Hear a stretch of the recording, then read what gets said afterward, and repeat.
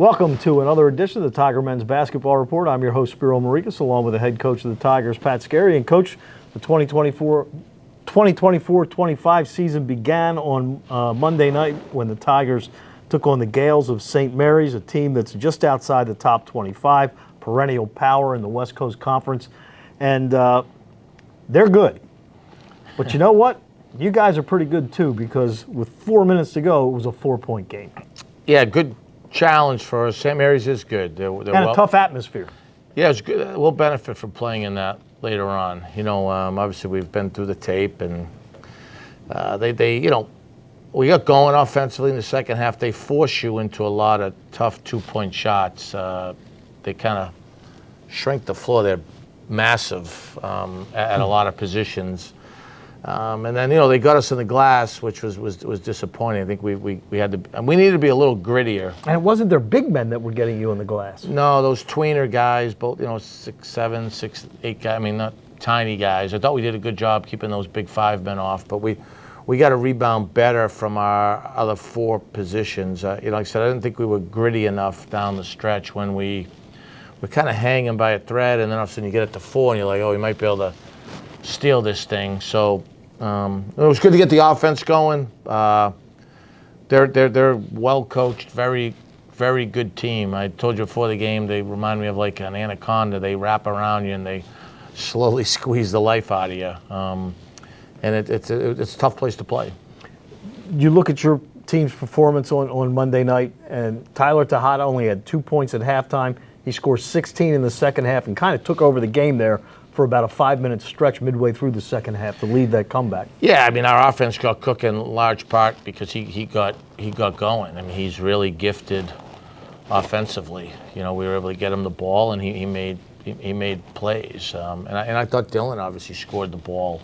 I think the challenge that we've been on those 2 guys to have practices now, they've got to make gritty plays with closeouts, defensive rebounds, 50-50 balls, those type of things. The 2 guys I thought that really played consistent for us were Christian May. I know he didn't shoot it great, but he played with incredible force on both ends of the floor, 7 rebounds, and he guarded well. And then I thought Mekhi Lowry did some really good things. He had 4 assists and no turnover, but we pretty much smoked 3 plays around the rim where he should have had assists, and I thought he showed some really good moments. The one thing that he does that doesn't show up in a box score is his hands are all over the place, and he'll knock the ball, whether it goes out of bounds or not, but disrupts the opposing team's offense. Yeah, and he's unselfish. He's obviously going to need to finish games like he did for us, but we've got to continue to. The St. John's exhibition the other night, we were able to start getting him to mid-20s, and he's only going to get better. He was a guy that played center in high school, and he's really becoming a good playmaker with the ball.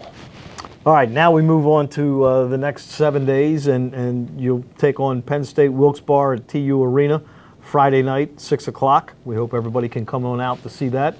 And then next Tuesday, you'll take on the Gamecocks of South Carolina, a team that lost their home opener to North Florida. They do have a game with South Carolina State before Towson plays next week. But does that kind of give you a little apprehension that maybe they're going to be extra focused when Towson comes in? Well, yeah, look, tomorrow we'll go really hard in practice and then play Friday night. We're looking forward to playing here. I thought Steve and his staff really have done a better job with crowds the last couple of years, so hopefully there'll be a good turnout Friday. And, we'll worry about ourselves and playing well, and then we'll turn the page and get ready for South Carolina. But certainly they'll probably be more likely to be in tune to what their very good coach is telling them than maybe they were the other night. But upsets happen, right? And they're coming off a good year. Great year. Lamont Paris was the SEC Coach of the Year. Does a really good job. They'll be good. It's an SEC team. It's on the road. We'll have to play at a high level. But I mean this also. We haven't. One of our assistants has the scout, but we haven't done anything for. So we got to worry about. We play in a game Friday night that we need to play well and all that stuff, and we should be better then, but you still got to go play the game. So that's what we'll focus on, and then we'll worry about the next one. What do you know about Wilkes-Barre? I watched their game coming home last night. Again, they played Norfolk State on Monday night, and they were a little bit bigger than I initially thought, more athletic.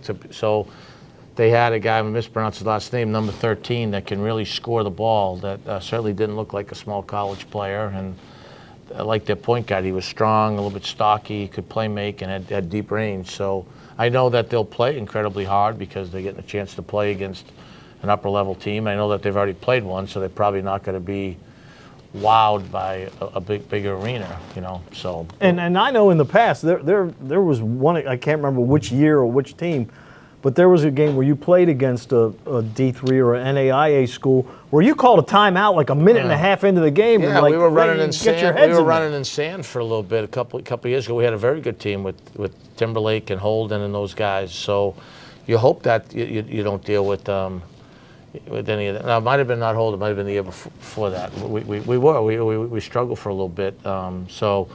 Hey, heck, Hofstra's been really good. I don't know if you saw their opener. They were down 2 at the half or up 2 at the half to a team that was like 2-24, and Hofstra's been a perennial 20-win team. So guys got to be ready to play this time of year. Like we're going to become a really good team. We've got a lot of work to do, though.